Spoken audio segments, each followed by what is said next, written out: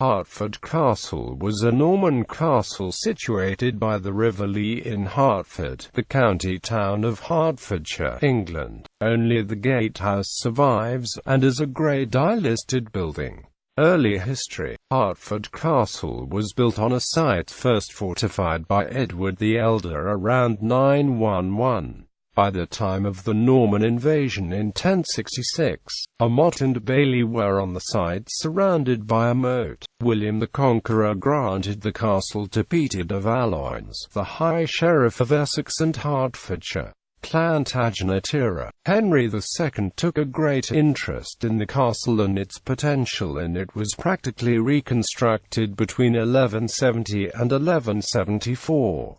This included the building of the flint walls, drawbridges and gatehouses. The castle was further strengthened during the reign of Richard I by his regent, William Longchamp. By this time the castle was governed by the crown after Robert de Valois had died in 1184, leaving no male heirs. However, it had been claimed by Robert Fitzwalter, Robert de Valois' son-in-law. He seized the castle and installed his own tenants and garrison. Although he was subsequently evicted by King John, he was eventually appointed governor of the castle. His opposition to the crown continued, and in 1211 he fled to France and the castle was confiscated. Following the death of Angelo Salvo in 1216, a French invasion besieged the castle for a month until the governor, Walter de Gondavel, surrendered. However, the country then supported Henry III, and by 1217 the French had left. Following this, the castle's military role became secondary to its use as a royal residence, and in 1299 Edward I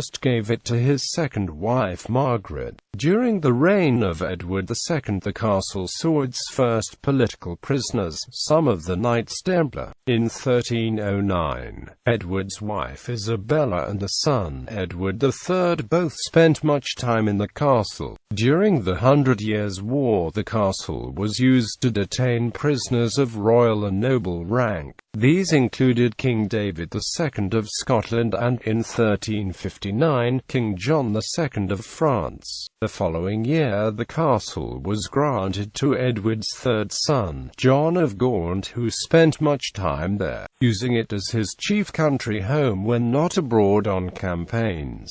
The defences were repaired and strengthened again at this time. When John of Gaunt died in 1399, Richard II seized all the Lancastrian estates, including Hertford Castle, where he installed his new wife, the 8-year-old Princess Isabella. The castle continued to remain in royal hands, and in 1418 Henry V granted it to his new wife, Princess Catherine of France, and they spent much time there together. Henry's son Henry VI spent much of his infancy at the castle. In 1445 he married Margaret of Anjou and granted her the castle. However, as a result of the Wars of the Roses, the crown went to Edward IV, who granted the castle to his wife, Elizabeth Woodville.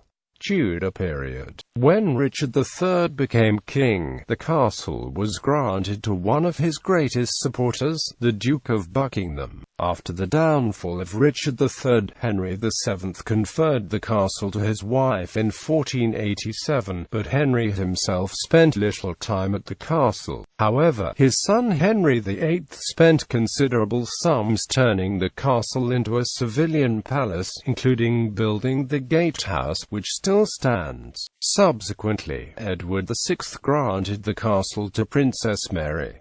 During her eventual reign, the castle was used to imprison Protestant martyrs. Elizabeth I was a frequent visitor to Hertford.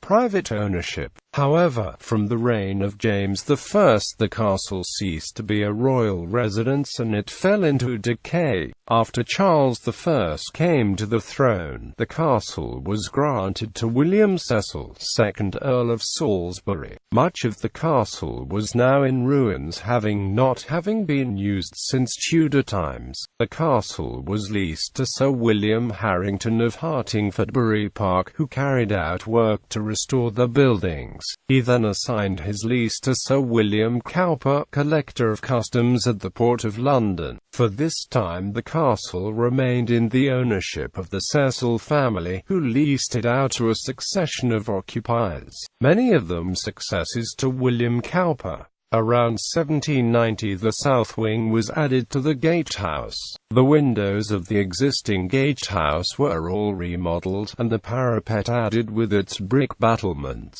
Around 1800 a new gateway and lodge were built by the Marquess of Downshire. Between 1805 and 1809, the castle became the home of the East India Company College. In 1822, a general dispensary was established at the castle by the Rev. Thomas Lloyd, who was a prime mover in charitable work in the town. In 1911, the Hertford Corporation leased the gatehouse of the castle from the Marquess of Salisbury to house its administration. The grounds became a public garden. In the 1930s, the north wing was added to the gatehouse and, subsequently, Lord Salisbury gave what was left of the castle to the town. Hertford Castle now houses the offices of the Town Council.